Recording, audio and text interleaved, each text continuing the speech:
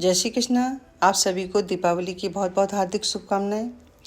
धनतेरस से शुरू होने वाला दीपावली का ये त्यौहार 5 दिन तक चलता है।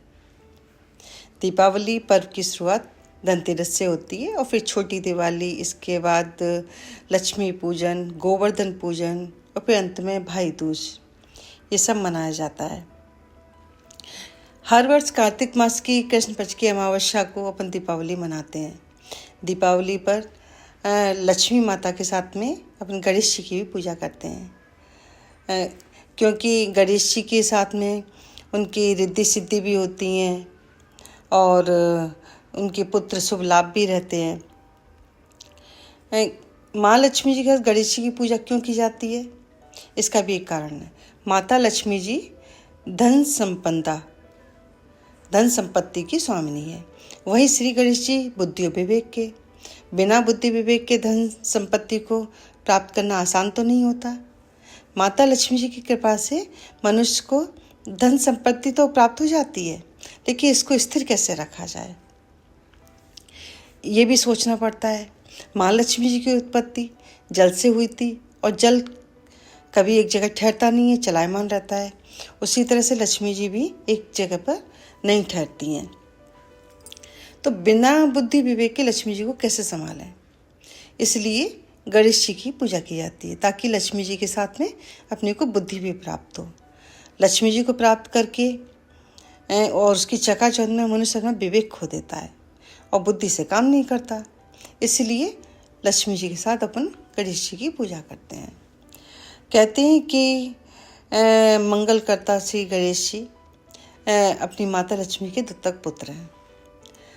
एक बार लक्ष्मी जी को स्वयं पर अभिमान हो गया था, गर्व हो गया था।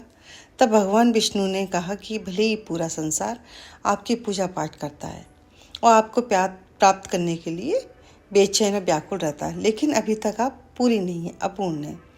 भगवान विष्णु के कहने के बाद माता लक्ष्मी बोली, ऐसा क्या है कि मैं अभी तक अपूर्ण हूँ? तब भगवान विष्णु ने कहा कि जब तक कोई स्त्री माँ नहीं बन पाती तब तक वह पूर्णता को प्राप्त नहीं कर पाती है। आप निसंतान होने के कारण अपूर्ण है, पूरी नहीं है। यह जानकर माँ लक्ष्मी जी को बहुत दुख हुआ। अब माता लक्ष्मी का कोई पुत्र ना होने पर उन्हें दुखी होता देखकर माता पार्वती ने अपने पुत्र गणेश को उनकी गोद में बिठा दिया। तभी से भगवान गणेश माता लक्ष्मी जी के दत्तक पुत्र कहे जाने लगे। अब माता लक्ष्मी दत्तक पुत्र के रूप में श्री गणेश जी को पा करके बहुत खुश हुई। माता लक्ष्मी जी ने गणेश जी को वरदान दिया कि जो भी मेरी पूजा के साथ तुम्हारी पूजा नहीं करेगा तो लक्ष्मी जी उसके पास में बिल्कुल नहीं रहेंगी। इसलिए लक्ष्मी जी को रखने के लिए गणेश जी की पूजा करनी जरूरी रहती है।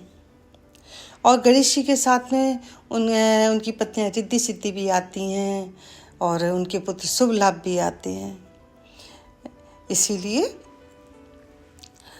माँ अपने पुत्र के हमेशा दाएं हाथ पर विराजती हैं और गणेश जी को अपने बाईं ओर बिठाती हैं।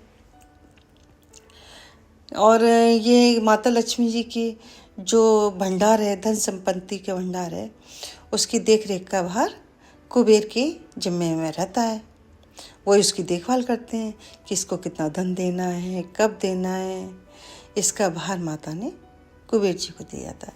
इसलिए दीपावली पर लक्ष्मी गणेश जी के साथ में कुबेर की भी पूजा की जाती है।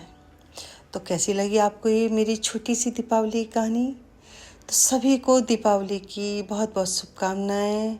सभी संपन्न हों, निरोगी हों, आपके घर धन संपत्ति हमेशा विराजमान हों और सभी आप मिलजुल कर ऐसे ही रहें।